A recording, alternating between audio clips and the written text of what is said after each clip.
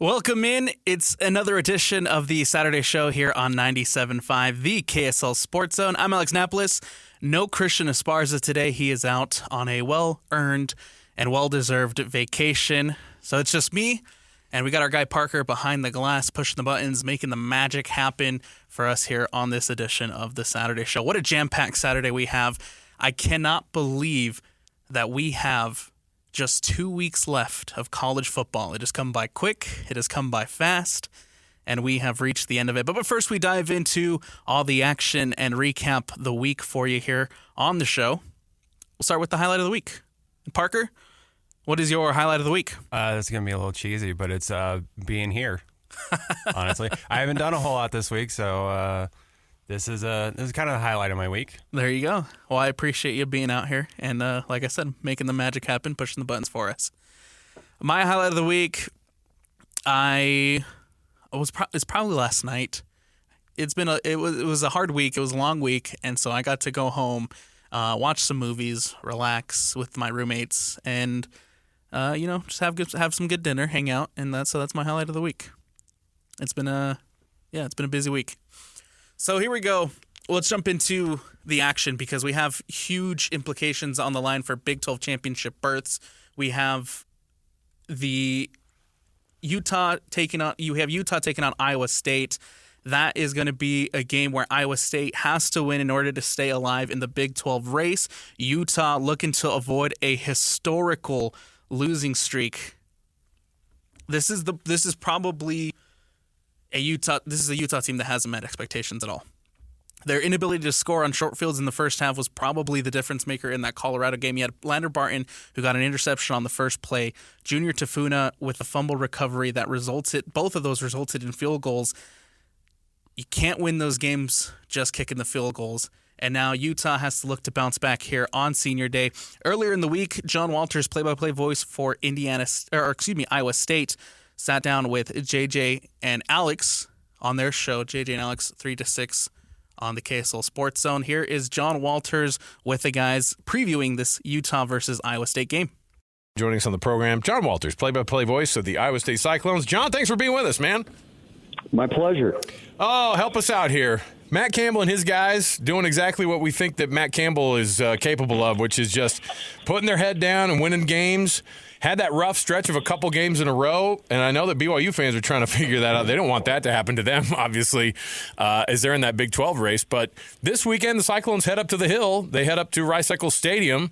What are your thoughts on going in and playing this Ute team, who is the biggest shock probably of all of the crazy conference this year? Yeah, it is a crazy conference this year. Very unpredictable, and I thought it would be that way going into it, but it's been even more so than I imagined. And it's crazy from week to week how you think one team has arrived, and then the next week you think, no, they weren't as good as I thought they were, or maybe this team was better than I thought they were. And it's just been that way all year. And so this will be a real challenge for Iowa State going into a place which I think is going to be one of the most difficult places to play in the Big 12 Conference, regardless of what Utah's record is this season. And I understand their home success there and their great tradition and what Coach Whittingham has done. And so it's not something you take lightly if you're Iowa State. You understand what you're getting into. You're going to get a very physical football game against a team that's desperate to get back in the win column. And I expect it to be a real battle. But I'm excited about it. I can't wait to see the environment. I know it's awesome. And I can't wait to see how Iowa State takes on that challenge. We were expecting or thought we were on a collision course for a BYU-Iowa State Big 12 championship game, but then November happens, everything changes for the Cyclones. They take a couple of L's, but they bounce back nicely against Cincinnati. Do you get a sense that this team's still fighting and clawing and scratching? Isn't obviously that's been kind of the MO of this program the last few years. Oh, absolutely. Lost a 1-point game to Texas Tech, and then really had the game get away from down in Kansas in Arrowhead Stadium. But, Kansas is playing pretty well right now, as BYU found out last week. And, Iowa State's still in the Big 12 championship race. If Colorado or BYU loses, there's really 4 schools in it: Arizona State, Iowa State, BYU, and Colorado. And so There's still a lot to be determined. Obviously, now Iowa State needs a little help to get in that championship game. Before, they were in control of their own destiny, but they're still in the mix. And it's kind of uncharted territory for Iowa State a little bit. And I will say, a few years ago in the COVID year, Iowa State went 8-1 and was all alone atop the Big 12 regular season standings, then lost the Big 12 championship game to Oklahoma down in Dallas. So they have been in this spot before, but this year's different. The fans are back, the energy, the enthusiasm in college football, and it would be really cool to get back down to Dallas and try to win that Big 12 championship. But it's kind of still uncharted state. You're right, Matt Campbell's been at the heart of all of it and has gotten to the point where Iowa State pretty much expects that they have a chance to win every week. Doesn't mean they're going to, but this program needed to get there first, to the point where you felt like you had a chance every single week, no matter who you were playing, where you were playing. And after Iowa State under Matt Campbell went in and started winning at Oklahoma, at Texas, he's won in every stadium he's played in the Big 12, he started feeling like, okay, there's a chance if they execute and do things they do well that they're going to win this week. And, man, I can tell you, being around Iowa State football a long time, it didn't used to be that way.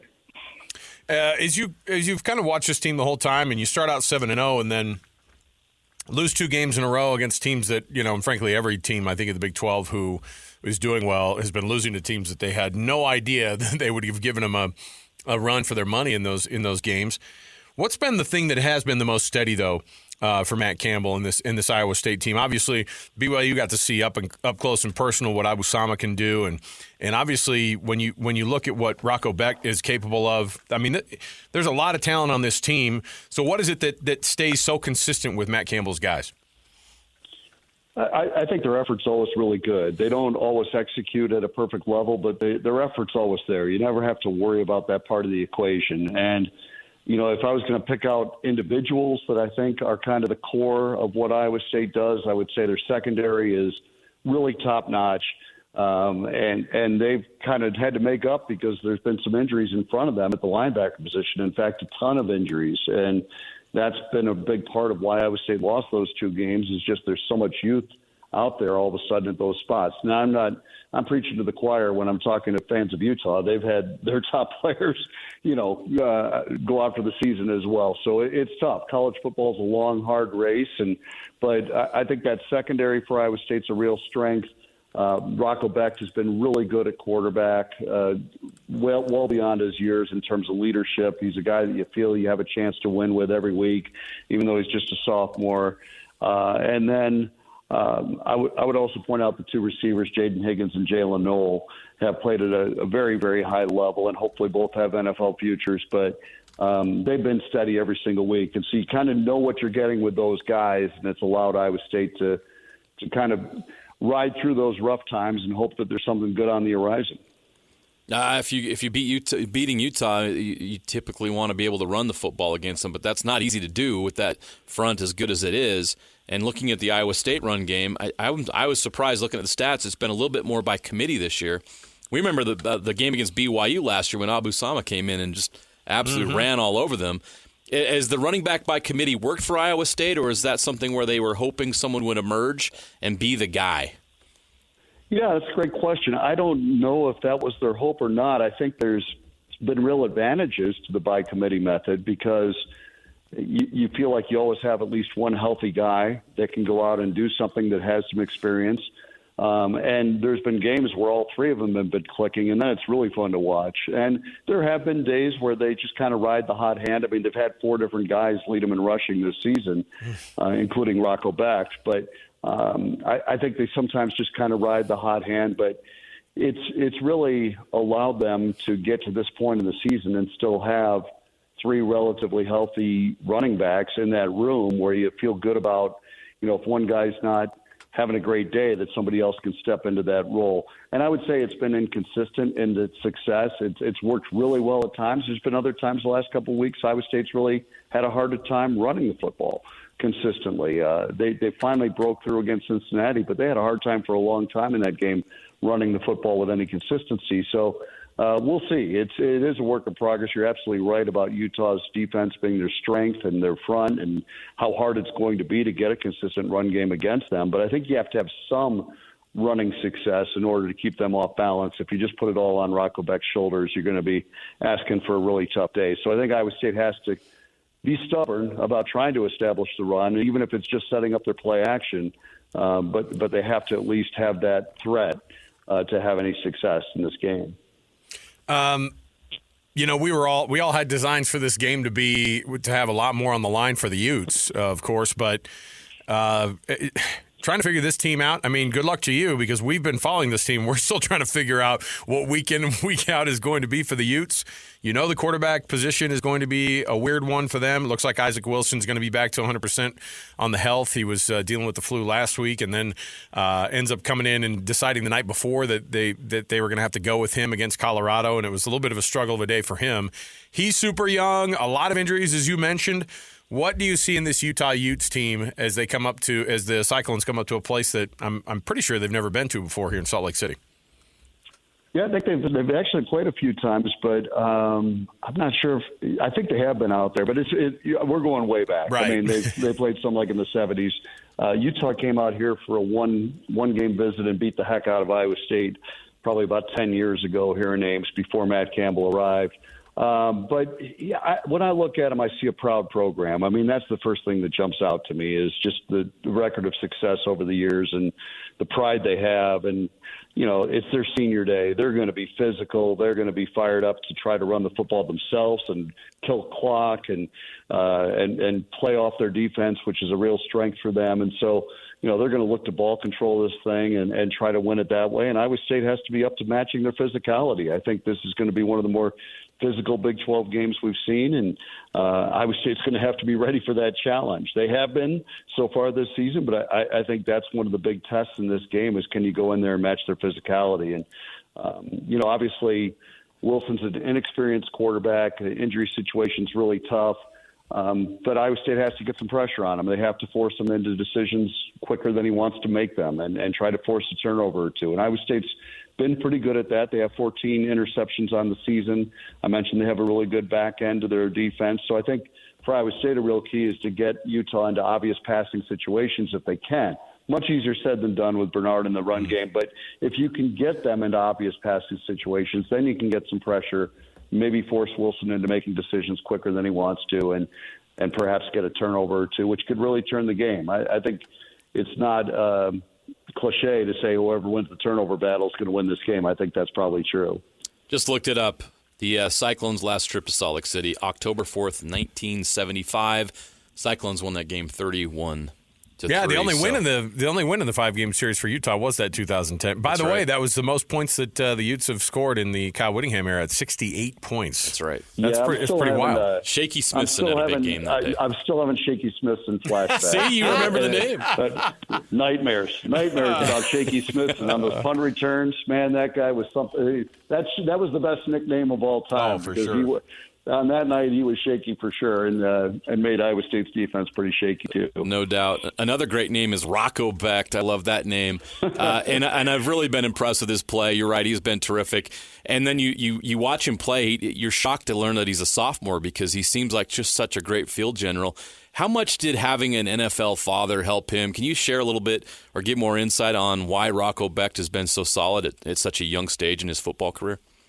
Yeah, I think that's a huge part of it. Just growing up around, an athletic family. His mom was a gymnast. His dad was, as you know, a great football player, playing in the NFL, had a great career, went into the West Virginia Hall of Fame, and was recognized the day we played at West Virginia. And Rocco was right there on the sideline. That's cool. Watching that. So that was a pretty emotional moment for him. But he's great at not being emotional. He plays with a lot of energy and enthusiasm, but he's really good at compartmentalizing things and not letting one negative play turn into another negative play. I mean, he's had a few pick sixes this year. He's had a few moments where he hasn't made the right decision, but he has an uncanny ability to get it behind him. He's kind of like that closer in baseball that you give the ball to the next day after he gave up the walk-off home run and expect him to go do his job, and he does. And it's rare for a young player to be that good at compartmentalizing things, but that's really where his strength is, I think, is mentally. And he's seeing a lot of things maybe that he wasn't seeing a year ago as a redshirt freshman. Last year he kind of got thrown into the job, and they kept adding a little bit more to his plate every week, and he kept on showing that he could handle it, and so they kept putting more on his plate. But coming into this year, it's like, hey, this is your team. I know you're a young guy, but this is your team. Go lead that offense. And he's got that leadership personality. He draws other people in, and he takes command of that huddle for a young guy. I'm really impressed with all those intangible things that he brings to the position, which at the quarterback position are probably every bit as valuable as the arm strength and the size and all the things that the NFL measurables look for. To win college football games, you got to have a quarterback that has those intangible things, and I think he has all those. John Walters, play-by-play voice of the Iowa State Cyclones, joining us here on JJ and Alex as we get you ready for the Utes and the Cyclones this weekend up on the Hill. We try to figure out our teams here locally about what these tie breaks mean. And a couple of years ago, Utah needed every wild thing for that to happen for them to get into the Pac-12 championship game, and it happened. Like all the stuff out of their control all happened. They got there. They beat USC for their second Pac-12 title in a row, but they need a lot of help. What does Iowa State need to win to get into the Big 12 championship game over the next couple of weeks here? Obviously, they got to win, but what else has to happen?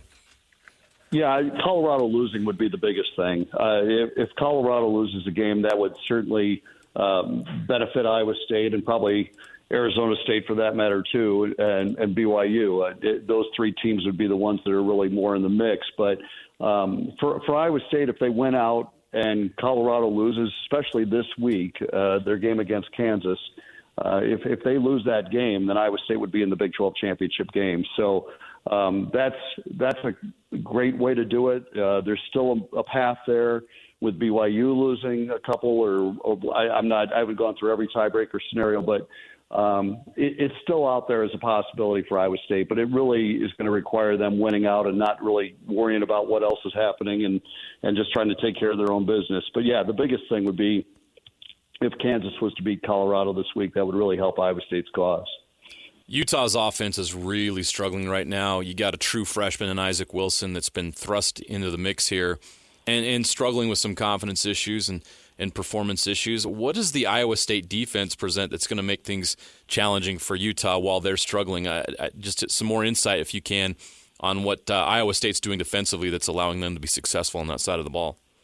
Yeah, I think when Iowa State's defense is at its best, and, against Kansas it wasn't. They got lit up pretty bad. But when they're at their best, which has been most of the season, they're going to force you to execute a 10 or 12 play drive and do it all the way down the field. They're not going to give up the home run plays. And again, I keep coming back to the Kansas game, but Jalen Daniels in Kansas hit a bunch of home run plays. That was an oddity to see a John Haycock defense give up those kind of plays. We saw last week a little bit more of what Iowa State typically does, where you have to make 5 or 6, 7 good plays within a drive, 10 plays, 12 over the course of the entire drive without stubbing your toe, without getting that false start that gets you behind the chains, or taking that tackle for loss or sack that kind of gets you behind the chains a little bit. And that's where Iowa State has its most success defensively. They keep everything in front of them. They've got, as I mentioned, a really good back end of that defense. The safeties are all veteran guys: Jeremiah Cooper, Bo Freeler, Malik Verdon. They're really good veteran players. Jontez Williams has had a great year at corner, and so has Darian Porter. So the back end's the strength, but if you don't get any pressure with the front end, it's hard to have that back end make plays. So I think for Iowa State, it's going to be critical to get Wilson uncomfortable. And again, I think that comes down to first and second down defense and just having some success there and getting them in those third and long situations where it's obvious that he has to pass it, and then trying to take advantage of that. Well, we appreciate it. He is the voice of the Iowa State Cyclones, John Walters, play-by-play voice for Iowa State, coming into Salt Lake this weekend. I didn't see the weather totally, but I could just tell you it's November. Might be a little bit more chilly. But I will used to that in Iowa. I will. You guys are used to the windiness and everything too. What do you have, JJ? What's the we got? Because look, we have all the TV. We have all the TV folks in the building here. You're getting in here right before the storm comes. Saturday night. Saturday. What time is the game again? So remind me the kickoff time.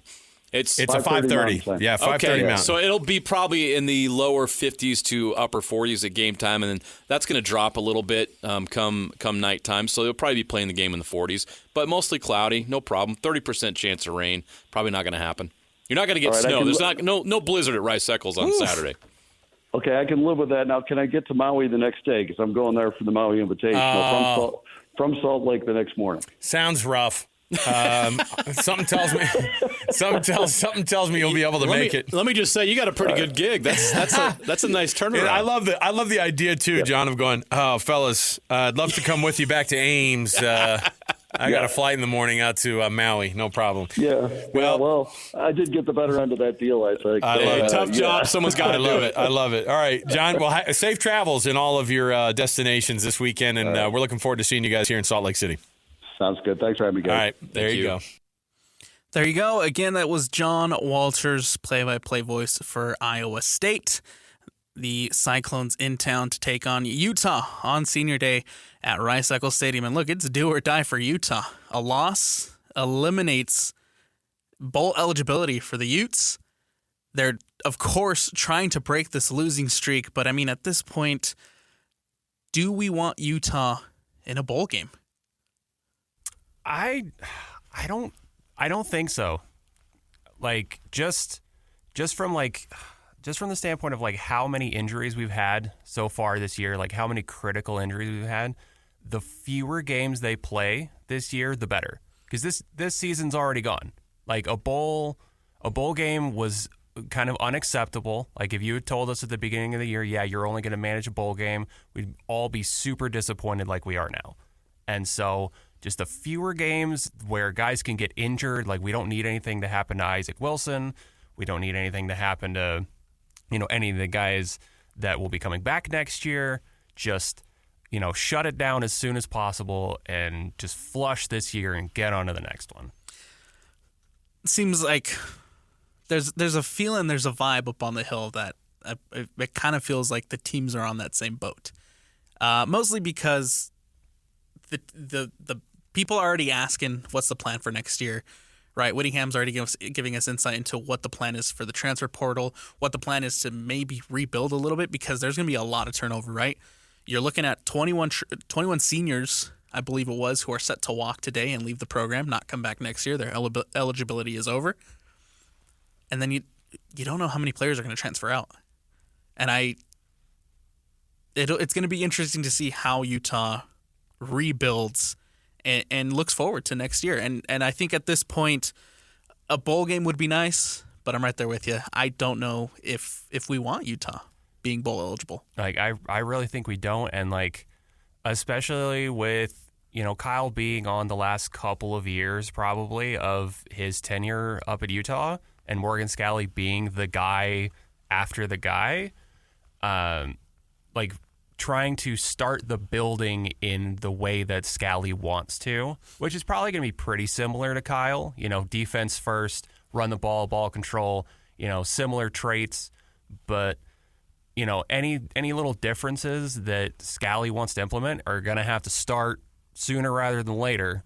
And so, getting a jump on everything with the transfer portal and like getting guys in and like, showing that there is a freshness to this program, that this year doesn't define it, will help a lot with recruiting and transferring. So yeah, the sooner the better, I think. A lot of questions towards this Utah program, their future, what it entails, what's going to happen. It'll be, again, interesting to see tonight if the Utes can get the win and potentially maintain some some hopes to bowl eligibility, or if they fall to 4-7, and that's all she wrote on the season. I mean, obviously, you still have the trip to UCF, but bowl eligibility will be off the table for the Utes if they lose. And look, for Iowa State, they have to win if they want to stay in contention for the Big 12 championship game. So that one's set for 5:30 p.m. tonight. Again, at Rice Eccles Stadium. We'll have the pregame show on 102.7 HD2 and streaming on KSL Sports with Lloyd Cole and Christian Cox. So make sure to tune in, check that out, and we'll see how the Utes do. Parker, we'll take the break here. When we come back, let's talk about the Utah Jazz and their losing streak and see if they can get back to winning ways tonight against the New York Knicks. All that and more coming up next here on the Saturday Show, 97.5, the KSL Sports Zone. It seemed like everybody in the gym knew that Dalton Connect was going to shoot the next shot, with the exception of a few people. the problem was that those few people were on our team. Yes. Will Hardy giving us yet another all-time great interview quote to go along with his already long catalog of the wonderful and amazing things that he's already delivered in those post-game press conferences. And rightfully so, because the Utah Jazz lost to the Lakers 124-118 against the Lakers, and Dalton Connect had a monstrous game against the Jazz. He just seems to be doing that. Like he's as advertised. Absolutely. Welcome back into the Saturday show here on 97.5, the KSL Sports Zone. Before we get into the Jazz, just a couple of quick updates. Indiana has taken a lead over Ohio State, 7-0 at the Horseshoe. And then Miami tied with Wake Forest 7-7. Wake Forest just scored a touchdown to tie that one up. Miami driving down the field at the moment. We'll see if Miami's able to capitalize and add some more points to the board as the number 8 battling it out with Wake Forest. All right, so with this Utah Jazz team, they've lost to the Clippers 116-105. Like I said, lost to the Lakers 124-118, and they lost to the Spurs 126-118. A collapse in the third quarter for the Utah Jazz after being up 67-51 at halftime. They're 3-12 for the worst record in the Western Conference, so hashtag capture the flag is in full effect for the Utah Jazz. Still no Walker Kessler. He's been out since November 9th. He's questionable tonight versus the Knicks. Kyle Filipkowski, who's filled in nicely in Kessler's absence. However, Filipkowski now also injured in the Spurs game, and he is now questionable for tonight's game as well. And this is a Jazz team who shot 6 for 23 from the floor, including 0 for 5 from the three-point line, and committing 7 turnovers with just 2 assists in the third quarter against the Spurs. Abysmal showing for the Jazz in that third quarter against San Antonio, who was without Wemby, by the way. I mean, that's kind of the story of the season, and like that's kind of what we expected. I don't think anybody went into the season thinking, oh yeah, the Jazz are going to do really, really well. No, nobody thought that, and everything's going according to plan. They are really bad right now, and I think the biggest problem that I see, because we all want them to be bad, because we all want Cooper Flagg or Ace Bailey or someone, whoever the lottery gods give us. But the biggest, I think, missed opportunity right now is just like some of the injuries, getting younger guys to lose out on playing time. Yep. And like with Flip, you don't know how long he's going to be out. Hopefully it's, a very short period of time. He still gets that development. Taylor Hendricks, that's the one I'm looking at. Like, he really needs that development. He needs this year to just, solidify his fundamentals and like really get a feeling for it, because you could see it with him. Like, oh, he's getting it game by game. And then he just gets robbed of that. I think the thing that frustrates me the most about the Utah Jazz at the moment is they'll have quarters and they'll have halves and they'll have moments of brilliance. They'll be playing really good shooting, really good offense, really good defense. Kind of like what we saw against the Spurs in that first half. Then you come out of the halftime break, you're up 67-51, and then the shooting just completely disappears for this team. 6 of 23 from the floor. It's not good enough. And that, I think, has hindered the Jazz a lot this season, is the inconsistency. And so let's hear from David Locke, the radio voice play-by-play for the Utah Jazz. He met with DJ and PK earlier this week, so who better to explain what's going on with the Utah Jazz at the moment than David Locke? Here he is with DJ and PK. There's been much made of minutes. They have to be earned, not given. Am I the only one who wants to see more Bryce Sensabaugh and find out what they have there? We see a little bit of him here and there, but he gets so little time. There's a lot of nights he plays 8 or 10 minutes, maybe 15. Do you have time to get into the flow of the game? I saw a little more. I mean, obviously, he was heat check time there in the second quarter. Am I the only one who wants to see more Bryce Sensabaugh? No, I think the coaches want to see more Bryce Sensabaugh too. I think you have to probably look a little bit beyond just Bryce Sensabaugh's ability to make a shot and look at the rest of his game. And that's why I'm asking. That's why I'm asking you the question. Yeah, I mean, because I bet you've been in shoot-arounds or practices, heard the coaches talk, and the little things, not reading the game right offensively or defensively that keep players off the floor. Yeah, actually, I want to give Bryce. The one thing I would share on Bryce is I really think he actually has jumped out to me a little bit in those settings of really being both he and Key this year more vocal, understanding the offense, supporting other play. Like, it's been really fun to watch those two youngsters who now understand the language. A year ago at this time they're dead quiet, just their heads spinning. Bryce is actually in the G League, but. And now if you hear practice, I was actually happened to be next to Bryce the other day, and he's, kind of every play, and he's this and that, and telling guys, you can hear him either mouthing it to himself or telling guys where to go. I just think here's the one take I had on Bryce early this year, and I actually haven't talked to coach about it, but we were shooting a collective 28% from three, and he could shoot, and he wasn't playing a lot. Okay, well, then something else is wrong, right? Because we need shooting, and he can do it, and he's not playing. It's not because the coaches aren't smart, right? I always think, when you're devoted, the coach is an idiot. Okay, well, actually, you're wrong. 100% chance you're wrong there. So then why is he not playing? Okay, well, then maybe there's some other reason. So, I think there's something defensively, I'm going to guess, maybe not always moving it as much as he needs to offensively. But I do think that they want to see more Bryce Sensabaugh. I have a guess. It's interesting to me that Jordan Clarkson's plantar fasciitis perked back up.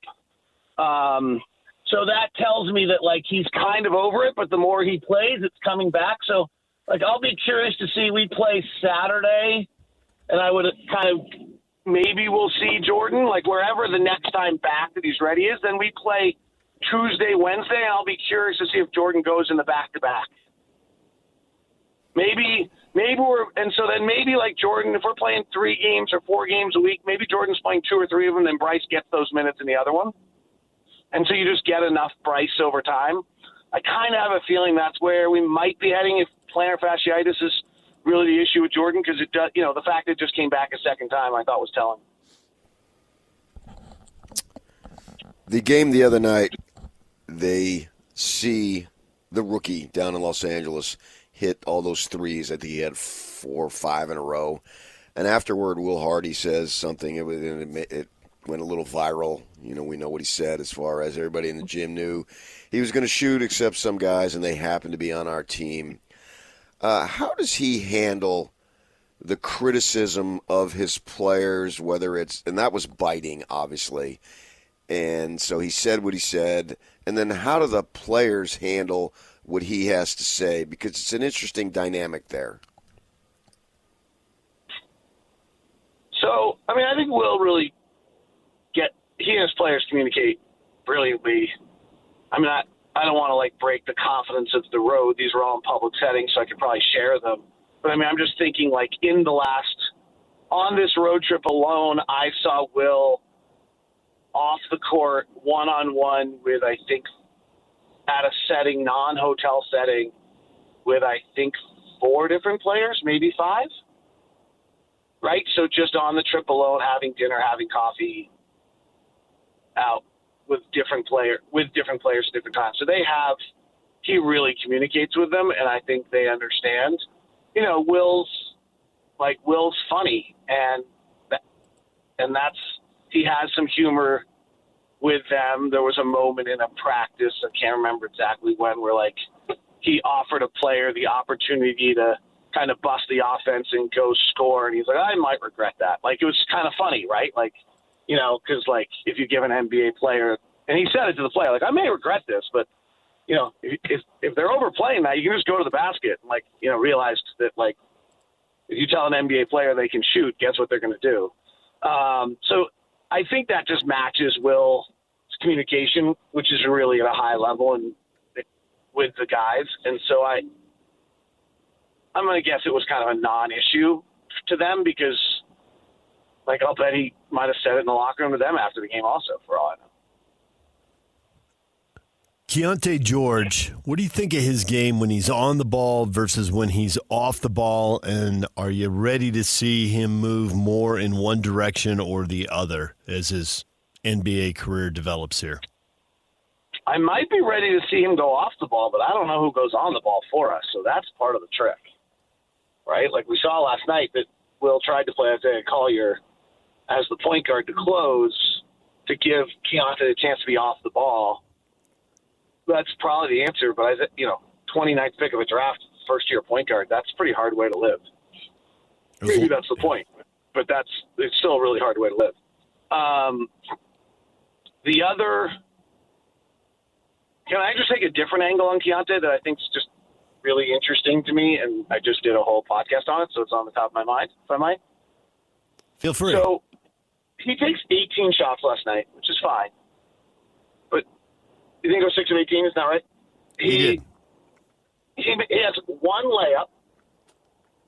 He takes 3 shots in the floater zone. And he takes 14 jump shots from the perimeter. Okay? So let's just walk through this for a second. He goes 1 of 1 at the rim. On the 3 shots in the floater zone, the league average is like 40% on that.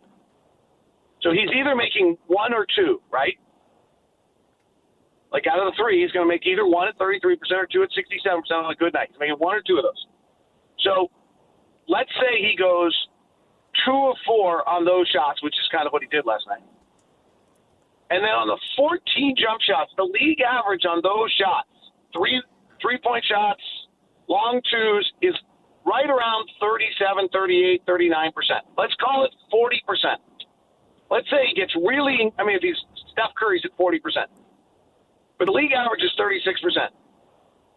So solely based on Keontae's shot distribution, with only 1 shot at the rim, which 1 goes in, let's give him the benefit of the doubt and give him 2 shots go in the floater zone. So now we're at 3. If he's taking 14 jump shots and you're making 40% of your jump shots, 40% of 14 is 4? Yes. Go with me, right? Yep. Yeah. 4 or 5? 5, right? 5 of 15 is 33. 5 of 15, so 5 of 14 is it's 5. So he missed 1 shot last night off an average NBA shooter. His shot distribution is giving him 0 chance to be efficient. If that makes sense. It does. Right? So he went 6 of 18 last night, but he probably should have gone 7 of 18, or maybe at best 8 of 18. And if he got hot, which he does every now and then, he goes 9 of 18 or 10 of 18. He has a monster night. But in 9 of our 14 games, he has shot 35% or below. And it's because of the shots he's taking and getting, not because he can't shoot. I thought he took a couple of shots that just had a 0% chance of going in. He was spinning. He was spinning in the paint, and he took a shot, and it got blocked. And I'm like, at no point were you open. Give the ball up and get it back. Or even just let's take the other side of this, DJ. If you're going to take 18 shots and you're the point guard on a team without any creators, you're getting 2 grenades a night, maybe 3 that have 0% chance going in. So, he's really starting the night kind of as the primary ball handler on a team without a creator at 0 for 3. I'm not trying to be, but I'm trying to figure out how to evaluate him and watch him. His shooting percentage numbers tell you that it's a miss. But I think there's some more depth to it than that. But I don't know. If he can't get on the rim and he can't get to the basket for some shots around the basket every night, you cannot live on jump shots. Steph Curry, the biggest misnomer about Steph Curry is that he lives on jump shots. He gets, I would guess, 3 to 4 layups a night. Do you see any dramatic difference in the defense against the Spurs when the Spurs scored 17 in the first and then 41 in the fourth? Maybe that Chris Paul stamped himself on the game in the fourth quarter, and he just kind of meandered as like a 39-year-old in the first quarter. About the Spurs, not the Jazz. Yeah, I know, but I kind of felt like that was a bigger, like, momentum, I think, is also part of it. Like, they'd had 2 bad first halves in the previous games, and so they really came out with a lot of juice. And then I thought the final minute and a half of the third quarter got them on their heels, and then when the Spurs hit them to open the fourth quarter, they got back on their heels even more, and they just Lowry said on this road trip, I think we got to make our dark moments shorter, and I thought they'd done a really, really good job in the third quarter. Spurs took 16 down to 9 almost immediately, and then the Jazz held it between 9 and 12 for that whole third quarter, and I was, like, very impressed that they were showing signs of making their dark moments shorter, and then it got dark again, and then it got really dark, and then I thought the 75 points against the Spurs in the second half, while horrific, came down to a couple of things. One, I didn't think the transition defense was very good. Sometimes there'd be 1 or 2 guys sprinting, but there weren't enough, and there were too many layups and dunks. Some of the layups and dunks in the half court, without Kessler, and then when Filipowski limps off in the final minute of the third quarter, the team wasn't big enough. So that was part of the problem. Those are 2 guys you need to have out there, give you a little more size and a little more rim protection, and they didn't have them in the fourth quarter. So that was part of the problem, but I didn't think that the effort in transition defense was really what they needed. And it came a point in the middle of the fourth quarter where it felt like all the Spurs fans knew they were going to win. The Spurs bench is up laughing and dancing again, and the Jazz just feel beaten at that point. And that's always going to impact energy. Yeah, I do think the Jazz felt beaten, right? Like, Yep. That's the darkness we're talking about. My data showed on cleaning the glass showed the opposite. Or it didn't show the opposite, but the data showed the half-court offense really struggled, or half-court defense really struggled last night. I'd have to recheck that. I don't know if you use cleaning the glass. But they break down half-court in transition, but they do it based on time. It's not actually, like, monitored, so it's not 100% accurate. But that, I think, that the Jazz had a harder time last night in half-court defense. But I didn't do a good job last night of charting it by quarter, which is what I usually do on my notes. So I don't know why I didn't do that. It's ironic that you would ask this question, and on probably of the last 100 nights of play-by-play I've called, on probably 96 of them I've charted that, and I didn't last night. So you got me on not knowing the answer to that question. But the overall number, I think the Spurs were like 117, 120 in the half court, which is outrageously high. But that also might be because they scored, I think, on like their final 9 half court possessions when Chris Paul just dominated the game late.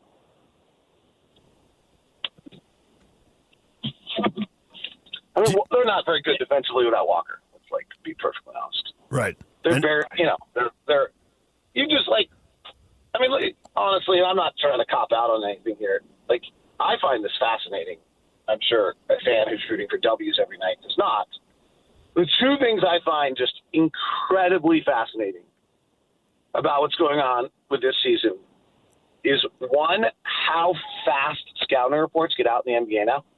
Like, it literally took 24 hours on Kyle Filipowski. He had 1 good game, maybe 2, and the league suddenly adapted, and now he can't do any of the things he did in those games. It's crazy.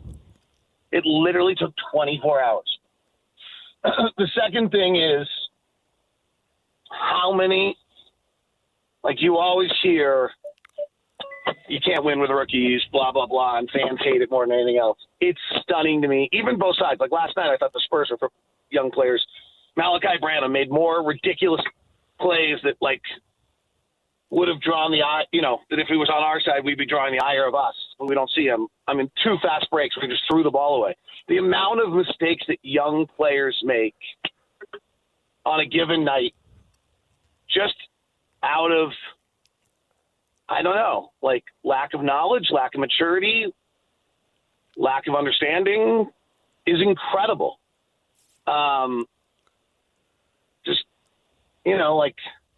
Keontae's pass into the post to John Collins where he doesn't run back, which will be viral, and it's a brutal look. You just got to know that pass is going to be complete. You got to change the angle, and you got to do all these things. And I don't know how many times you have to make a mistake before you but if you've been in the league for a while, you don't make that mistake. You just don't. And there's just a bunch of little rotations and things where the young player, and it can be really minuscule. There was one the other night where one of our young guys did the first three things correctly, and on the fourth one he didn't get out to Klay Thompson in time. And Klay Thompson hit a wide open three late in the game. I mean, I wouldn't rewatch the tape. He had to have been so perfect. And in your first or second year, you're just not that perfect. So I just think it's really fascinating how hard it is and the amount of mistakes that young players make every night. And then I think to what we're talking about there is that then the game, because they're making that mistake, then the game starts to get away from you and no one knows how to recover. Again, that is David Locke with TJ and PK earlier this week. We'll take the break here. And we come back, we'll dive into some technical fouls and their NFL base. What was George Pickens doing in the snow?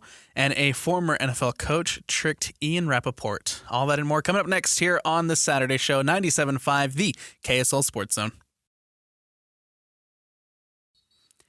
It's the Saturday Show, 97.5, the KSL Sports Zone. Alex Napoles, Parker Long behind the glass, push the buttons, making the magic happen for us today. And welcome into Technical Fouls, where we reward the not-so-fortunate people for their not-so-fortunate choices and kind of being a little, I guess, maybe dumb is the right word for it. That's a good word. That's a good word for it. Let's start in the NFL. We have a technical foul. I want to assess a technical foul to George Pickens for acting up in the snow.